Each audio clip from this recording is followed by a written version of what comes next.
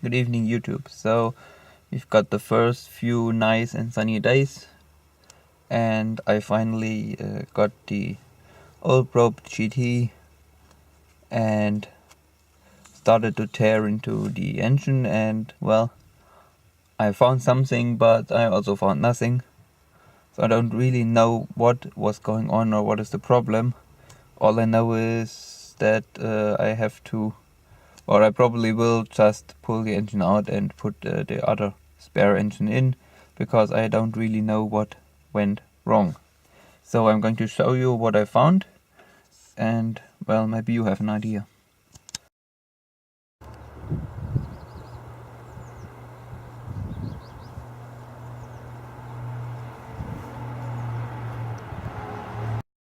Anyways, so here we have the block, and don't mind about the oil. This is what came out of the head when I took the head off, so that wasn't there. But first of all, as you can see, there's quite a lot of rust here in cylinder, what is this, cylinder number 3? Number 3 or number 1? 2. There is quite a lot of rust all around.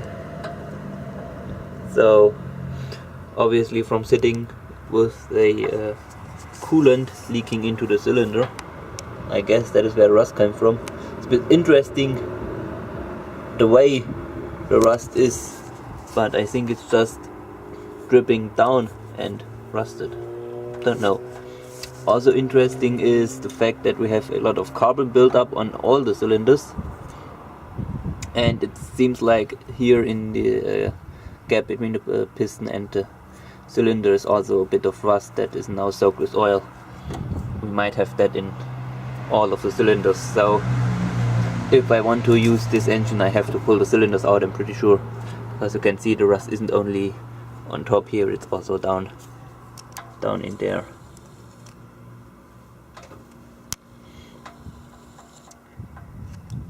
Anyways, no clear signs of any head gasket problems here.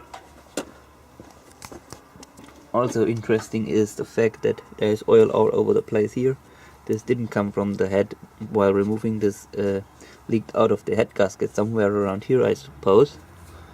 And it also dripped down, and I had always a little bit of oil under the car when it sit for a few days.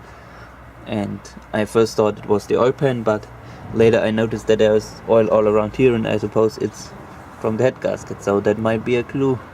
Not sure. Anyways, over here we have the head, and there's intake side, there's exhaust side. This one is, what is this, number 1st or number 4? Anyways, this one is the one with the rust in it, and you can see there is a bit of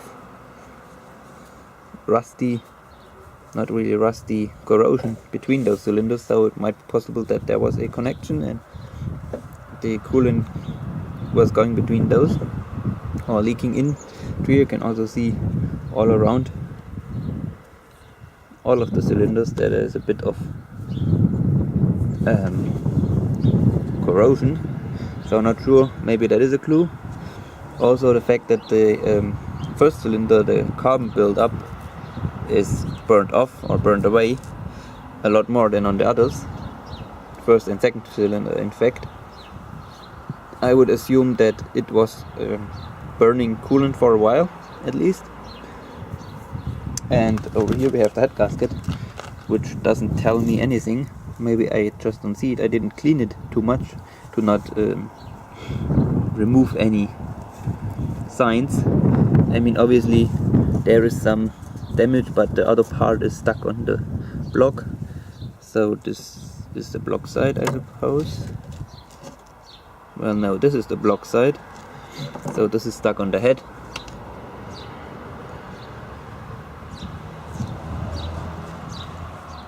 Or maybe it isn't. I don't know. Maybe that is a clue. Maybe it seeped in through here. I don't know. Anyway, here is a bit of corrosion too. This is the same way here.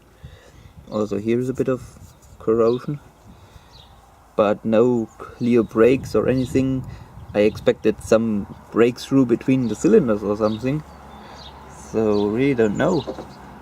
Quick recap. I was driving on the Autobahn last summer and basically lost power, started overheating and lost even more power, and I just managed to roll into a service station and it stalled and pretty much had zero compression after that. Not exactly zero, but basically zero. I measured it when I went home and it was between 20 and 30 psi on all 4 cylinders. So this is also what is weird, because the signs are only on those 2 cylinders, not on those 2, so how did I manage to get that low compression in all 4 cylinders? So the only thing I really can imagine is that it actually lifted the head, but I really don't know. So I don't know enough about the engines and about these engines to say. Also over here, I don't know if that amount of carbon buildup on these engines is as it's supposed to be. I don't think so. I always thought they were pretty clean burning, but I might have had a bad O2 sensor for a while, so maybe it was running rich. Yeah, but I really don't know what I'm looking for or what I'm seeing or what I'm not seeing. Oh, 1, 2, 3. No. Anyways, what else did I want to say? Oh yes, spark plugs. Are they supposed to be that short that they are really in that hole? I mean, there's thread right to the top here and they are stuck in there. I always assumed that they were protruding a little bit. So is that normal? Is the right spark plugs? Maybe that is a clue. Still, otherwise the head looks pretty clean, I suppose. The combustion chambers and the head look pretty clean, cleaner than on the pistons. It also doesn't look like it did burn a lot of oil or something. So really it seems just to have been a problem with that gasket. So now I'm going to clean up the head and measure it and see if I can see any obvious bow or anything, but the state the pistons are in, I think I'm just going to drop in the spare engine. This is probably going to be easier than to clean all that mess up. Obviously I will be going to keep this engine and eventually repair it. So right here in the back corner on this barn there is the spare engine and it is complete. I got it out of parts car, but the parts car had 258 or something thousand kilometers on it. I'm not sure what that is in miles now out of my head, top of my head, but anyways, lots of kilometers on it. Also you can see RTV here on the thermostat housing. There's also some RTV here on the intake, and obviously it leaks oil, but all of these leak oil. It doesn't leak oil on the head gasket, which is a good sign, I suppose. Anyways, this RTV everywhere, this engine has probably been apart at some point, so I'm not really sure what is the story with this engine and what to expect from it, but the car did run and it did drive before I took it apart. I didn't drive it on the street because it wasn't street legal anymore, but it did run and first gear and reverse worked, and it actually started right up after sitting over 3 years when I bought it, and ever since after that way around, ever since after, it started right up and it was very smooth idling. No obnoxious lifter tick or anything, so I would just assume that this engine isn't in too bad of condition. Looking into the exhaust ports, they're a bit oily, although yeah, they're a bit oil that seems to have seeped through the valve stem seals just sitting here, so maybe I have to do the valve stem seals. I definitely have to do the valve cover gasket. That seems to be just RTV and not really a gasket. But other than that, well, here's a bit of oil leak somewhere, but maybe it seeped from up there.